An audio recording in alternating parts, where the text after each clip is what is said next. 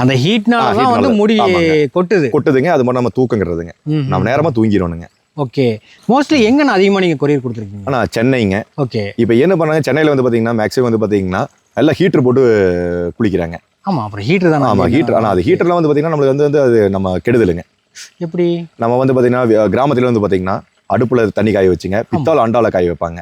அதுக்குன்னே கட்டி வச்சு. ஆமா, கட்டி வச்சுப்பாங்க. அது எப்படின்னு பார்த்தீங்கன்னா காய வச்சாங்கன்னா சாயங்காலம் வரைக்கும் அதில் ஹீட் இருக்குங்க, அந்த பித்தளை அண்டாலைங்க. நம்ம எடுத்து விளாவி பார்த்துக்கலாங்க. இது ஹீட்டர் வந்து பார்த்தீங்கன்னா கரண்ட் மூலியமா நம்ம போறதுனாலங்க அதுக்கு வந்து பார்த்தீங்கன்னா நம்மளுக்கு ஆகாதுங்க. அதனால முடி நிறைய பேருக்கு கொடுக்குதுங்க.